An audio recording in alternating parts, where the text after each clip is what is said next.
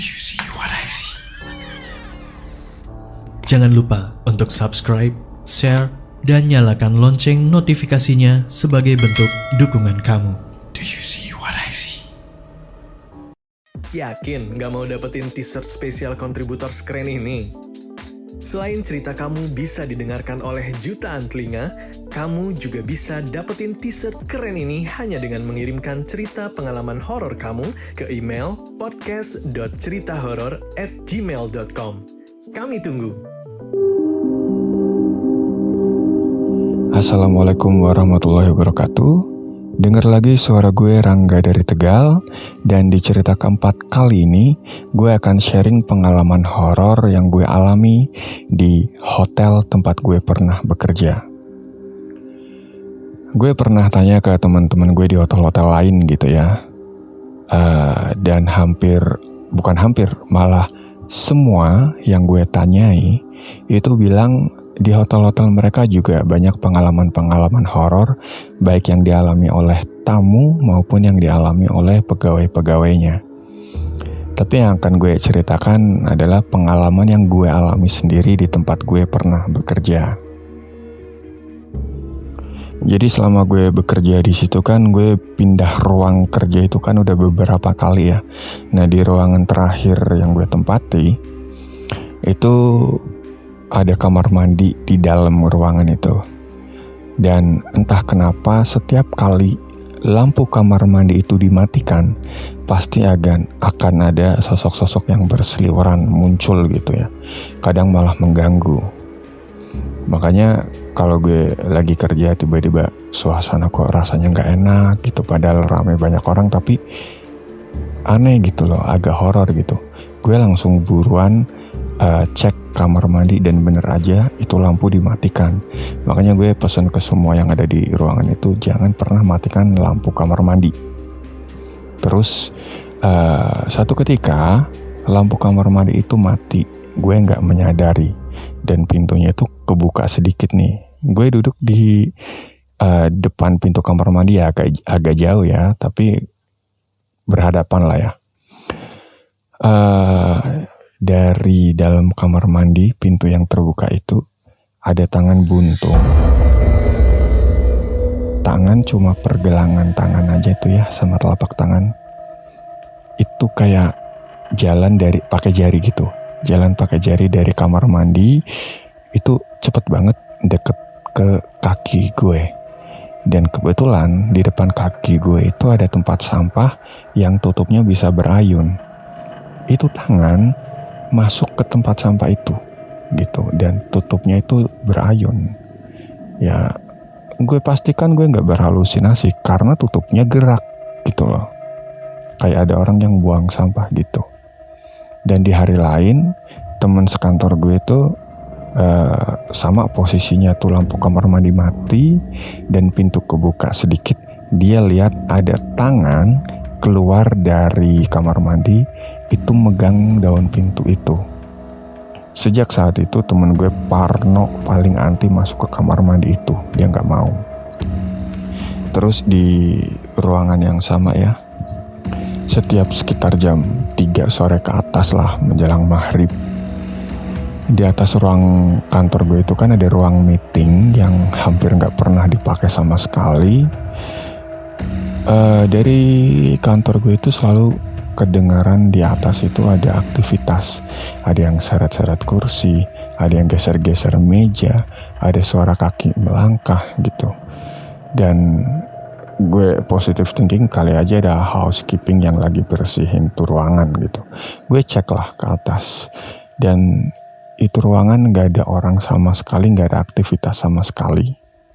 Itu terjadi hampir setiap hari. Dan bisa dipastikan itu nggak ada aktivitas di situ. Dan kamar yang ada di sekitar ruang meeting itu tuh ya, gue cek di komputer itu okupansinya nggak ada. Jadi itu kamar nggak terisi, nggak ada orang di situ. Ya sudah fix, itu suara dari aktivitas dari alam lain gitulah ya. Oke, gue abaikan yang seperti itulah, gue anggap biasa. Terus Suatu ketika gue lagi ngobrol sama rekan gue, kerja gue yang lain ya di kantor gue. Itu kan di dinding itu kan ada banyak tempelan-tempelan kertas ya, memo-memo kayak gitu kan. Ada yang ditempel pakai selotip, ada yang ditempel pakai magnet ke papan tulisnya gitu ya. Nah kita lagi asik ngobrol, waktu itu siang jam berapa gue lupa. Itu kertas dari ujung ke ujung itu jatuh bebarengan.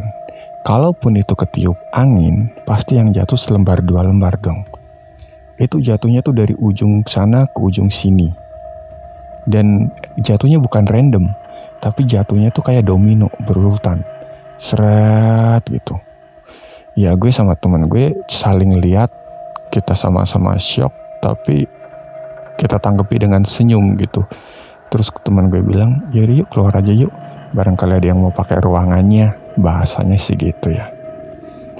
Ya terus di ruangan itu ya, masih di ruangan itu di depan kamar mandi, gue itu sering lihat ada sosok perempuan yang mondar-mandir, badannya tinggi, lebih tinggi dari gue, mungkin sekitar tinggi 180 sampai 190 lah, rambutnya panjang, warawiri di depan kamar mandi situ. Dan ada temen gue yang bisa lihat kayak gitu juga.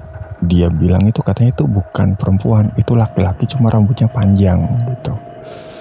Terus ada nih anak temen gue itu kan masih 5 tahun ya. Waktu itu dia bawa main ke kantor, ada gue gitu kan. Dia sempet pamit gitu loh.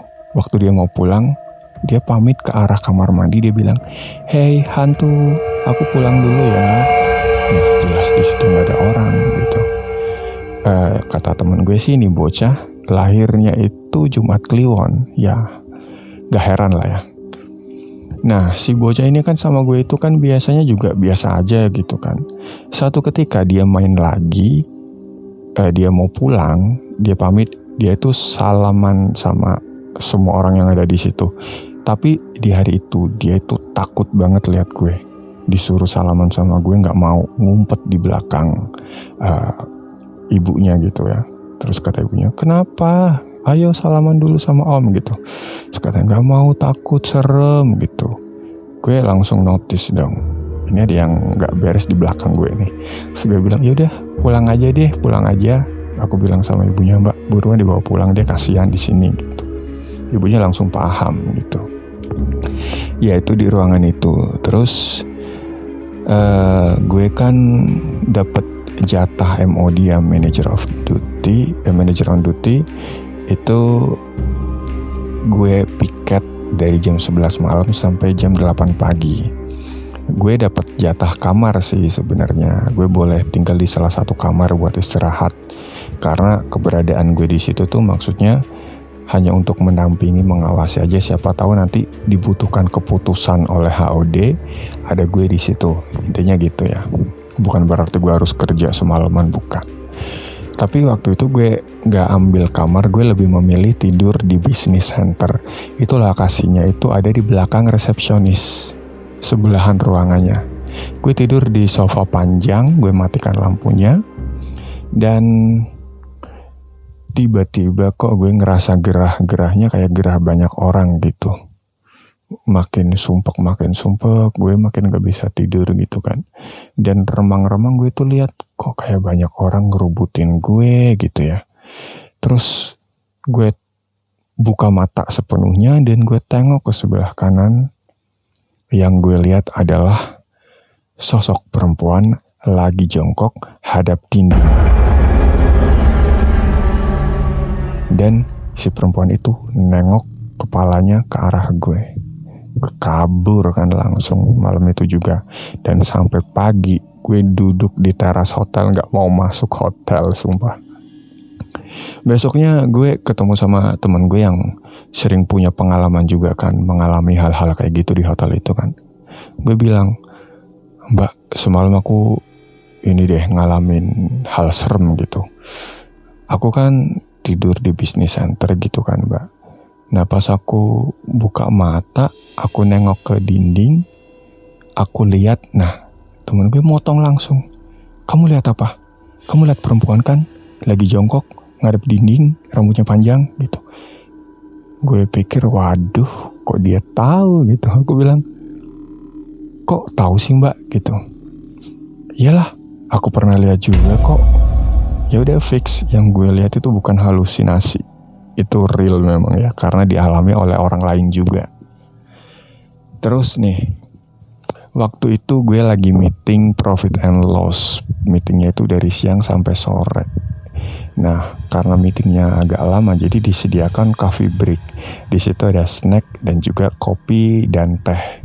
Kopi dan teh itu disajikan pakainya heater. Itu bentuknya teko, tapi terbuat dari kaca kayak balon bundar gitu. Ada pemanasnya gitu kan ya. Nah, kita lagi meeting sekitar jam 2 siang menjelang asar gitu. Gue itu kan duduk di samping manajer. Ya bukan di samping, kursinya itu kan letter U ya. Gitu, manajer di tengah dan gue ada di sebelah kirinya waktu itu.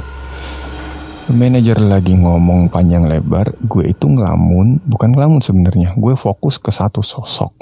Di belakang manajer gue sebelah kanan pojok ruangan, itu ada nenek-nenek tua, badannya pendek ya, sekitar sedada gue lah ya. Itu nenek-nenek itu tuh ngeliatin gue sambil komunikasi sama gue. Dia bilang, saya mau kopi dong gitu. Di situ gue sambil komunikasi juga nih. Gue bilang nggak mau gitu. Terus dia bilang, ayolah saya minta kopinya gitu sedikit aja. Gue bilang nggak mau. Dia bilang lagi nih, nego lagi nih. Ya udah deh, kopinya kamu yang minum deh, nggak apa-apa. Kopi pahit. Gue bilang nggak mau. Dan terakhir dia bilang, ya udah deh, kamu minum seujung bibir aja, dikit aja gitu, dia bilang gitu. Gue masih ngotot nggak mau. Dan ternyata yang dilihat oleh teman-teman gue itu lagi bengong dalam waktu yang cukup lama, mata gue nggak kedip, kayak mata gue kosong kayak gitu. Gue dipanggil-panggil, digoyang-goyangin badannya, ditepuk-tepukan. Sadar nggak, Rangga sadar gitu. Kamu kenapa gitu. Gue nggak sadar-sadar. Terus manajer gue gebrak meja keras banget di depan muka gue, brak gitu. Seketika gue langsung sadar dan teko balon kaca yang isinya kopi tuh meledak, dar gitu. Itu kayak gelas kaca yang disiram air panas, terlalu panas itu meledak, kacanya pecah gitu. Logikanya itu baru ditaruh, kopi belum terlalu panas, belum terlalu mateng gitu. Jadi nggak mungkin dong, ya istilahnya gitu ya. Akhirnya gue dipersilahkan, yaudah kamu keluar aja deh, nggak apa-apa, jangan ikut meeting dulu. Nggak apa-apa pak, ya nggak apa-apa kok. Manajer gue tahu kondisi gue. Gitu, itu pengalaman gue yang lain. Terus pengalaman yang terakhir, waktu gue masih di bagian keuangan, waktu itu gue harus lembur sekitar masih sore kok, sekitar jam 5:30 sore, semuanya udah pada pulang. Di ruangan gue itu, meja gue itu, kursi gue itu membelakangi dinding. Jadi kalau gue bersandar tuh bersandarnya ke dinding. Meja gue ngadepnya ke jalan gitu. Dan dinding di belakang gue bukan beton, tapi papan dari triplek gitu. Terus kan gue kan duduk paling pojok kan, pojok sebelah kiri. Nah, itu ruangan itu ke sebelah kanan ada sekitar 3 meja. Jadi jaraknya sekitar 5-6 meter lah ke sebelah kanan gue. Dan di situ gue lagi stres, lagi capek kerja, pengennya buru-buru kelar gitu. Tahu-tahu kok dari ujung sebelah kanan, dinding sebelah kanan tuh ujung sana, itu ada yang gebrak-gebrak gitu. Brak-brak-brak. Awalnya sih pelan. Gue abaikan dong, gue pikir apa sih, iseng banget gitu. Gue pikir anak engineering gitu. Terus lagi brak-brak-brak gitu. Gue balas dong, gue gebrak juga tuh dinding di belakang gue, brak-brak gitu. Sana balas lagi, brak-brak-brak gitu. Karena gue kesel, gue emosi, gue gebrak tuh keras banget, jebrak gitu. Dari ujung kanan sana, itu gebraknya juga makin keras dan itu merembet mendekat ke arah gue. Brak gitu. Gue langsung kabur. Tapi waktu itu gue kaburnya tuh bukan karena takut, tapi karena gue kesel. Gue mau lihat di belakang itu ada siapa sih gitu. Gue langsung cek dong. Di belakang ruangan gue ternyata adalah gudang. Gudang itu hanya selebar sekitar 1 meter, sempit banget. Tapi memanjang sepanjang ruangan gue. Dan gue notice di situ gudang itu digembok. 1, nggak mungkin ada orang keluar dengan cepat dari ruangan itu, dari gudang itu, karena gue lari jaraknya tuh nggak terlalu jauh. Nggak mungkin itu orang cepet banget gembok.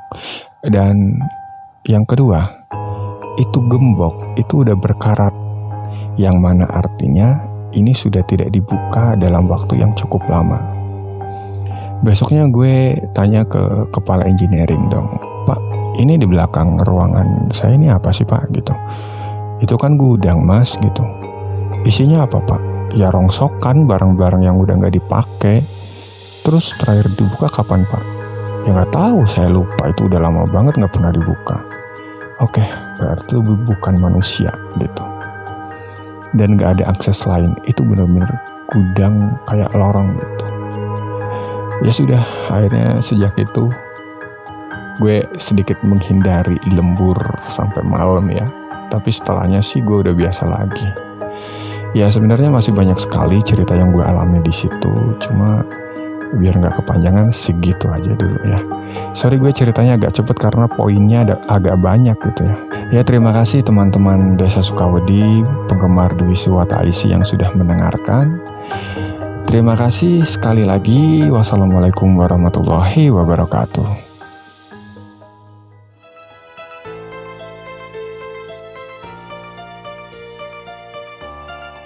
Kirim cerita kamu ke alamat berikut.